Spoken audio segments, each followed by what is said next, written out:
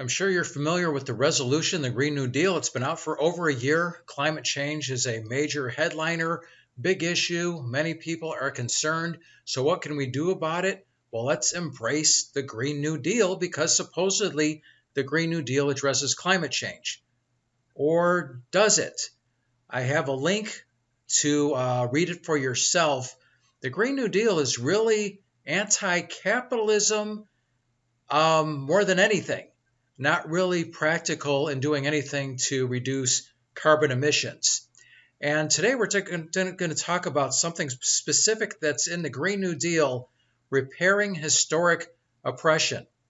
So, what does this resolution do? So, it's the sense of the House of Representatives that it is the duty of the federal government to create a Green New Deal, A, to achieve net zero greenhouse gas emissions, B, create millions of good high-wage jobs, C, to invest in the infrastructure and industry of the United States, D, to secure for all people clean air and water, and here it comes E, to promote justice and equity by stopping current. Now, notice it doesn't talk about the progress.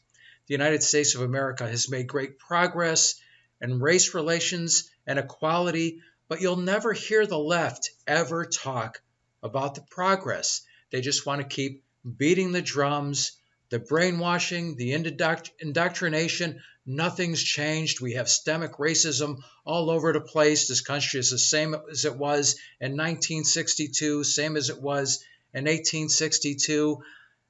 Not true, but notice they don't say promote justice and equity by continuing the great progress that's been made.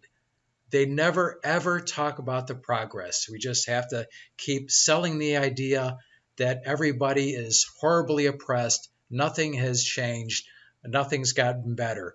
But how do we do this? By stopping current, preventing future, and repairing historic oppression. What does that mean? Repairing historic oppression, and what historic oppression are we talking about? Are we talking about the historic oppression of the 1980s? Where when the Cosby Show was the #1 show on television? Are we talking about the 90s under Bill Clinton, the 2000s under Bush, the 2010s under Obama? Are we talking about the 70s? Are we talking about the 60s? Now, I think it's starting to make sense when you look at early 60s when you still had segregation and Jim Crow, and then 50s, 40s, going back to the early 1860s when slavery was still legal, and centuries before that. So when you look at the real historic oppression, you're talking about over 50 years ago, and you're talking about the vast majority of it through people that are now dead. Now, how do you bring comfort to people that are oppressed when they're long gone? How do you bring justice and vengeance against horrible oppressors when they're dead? So when we say repairing historic oppression, are we talking about going after the ancestors? They're dead, but we're going to go after the great, great, great, great grandkids. Is that what we're talking about here? Now, if that's what we're talking about, that's certainly something I'm against. I am for individualism.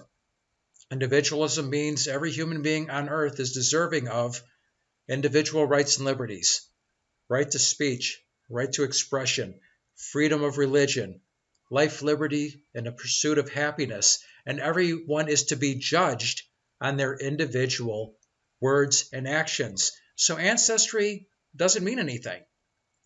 Now, most ancestry of white people don't go to slave owners. Slave owners were rich. Most white people had ancestors that were working class that had to compete with slave labor. By far, there's more ancestry of Union soldiers than there is of slave owners. But certainly, there are white people today whose ancestry can be traced to slave owners. I believe one of those people was Ben Affleck, and he tried to hide it, and it came out. So there are some people. So let's say there's a guy named Bob. We trace Bob's ancestry, and there's slave owners, and not just slave owners, but horrible, oppressive, raping, murdering, most horrible human beings that ever lived. That's the ancestry of Bob. Once again, under individualism, Bob, as a young child, got a clean slate, and Bob is to be judged by his own words and actions. Now, is the philosophy behind this against individualism, and we're going to go by ancestry, but we're going to go beyond ancestry. So not just specific ancestry, but ancestry to farther down the line, how far from the equator, and guilty by association, an entire group on this particular range of distance from the equator that their ancestors came from, where their skin tone is a certain shade, and so we're going to punish all of those people for these. Is that what we mean by this repairing historic oppression? If not, then what exactly does that mean? And who are we talking about? And this is kind of interesting. Indigenous people. So who are the people that are oppressed, that are going through current, will have future, and need historic oppression repaired? Indigenous people, communities of color, and this is a fairly recent term, which means everybody who isn't white. Migrant communities, well, that's pretty much everybody who's not a Native American. Deindustrialized communities, depopulated rural communities, the poor, low income, workers, women, all women. Doesn't say women of color, all women, the elderly, all elderly, the unhoused, people with disabilities, and youth, the youths, referred to this resolution. Okay, so who was it included? Who was it included in this? Okay, so everybody that's being currently oppressed, will be oppressed in the future, and need historic oppression repaired. All people of color. It doesn't say poor people of color. It says the poor, doesn't specify who, so the poor covers everybody, but all people of color. So billionaire Michael Jordan is being oppressed. Billionaire Oprah Winfrey is being oppressed. And all women are being oppressed. So all white women are currently being oppressed. So who's left out? White men. This covers everybody except for white men who are not poor, who are not young, who are not old, and that's pretty much it. Who are not handicapped. So everybody else is oppressed.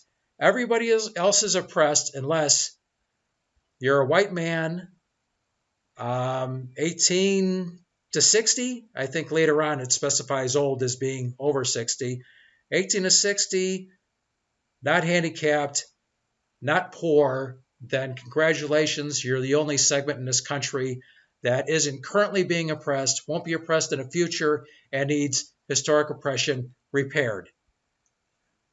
Now, what does this do to address the climate? What does this do to reduce our carbon emission?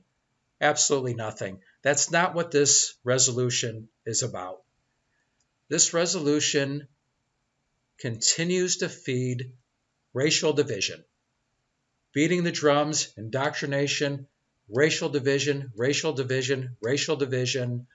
It talks about income inequality, wealth inequality, which is basically, it associates these things with climate change, but it's pretty clear that this resolution was anti-capitalism, and then they went through and they just replaced capitalism with climate change. Because once again, you can talk about the real wealth inequality in this country that certainly exists, but what does that have to do with climate change? What does that have to do with reducing carbon emissions? Absolutely nothing. But once again, don't take my word for it. There's a link to this bill. You can read it for yourself. That's my take on it. Please share yours. This is Jim Wall. Thanks for watching.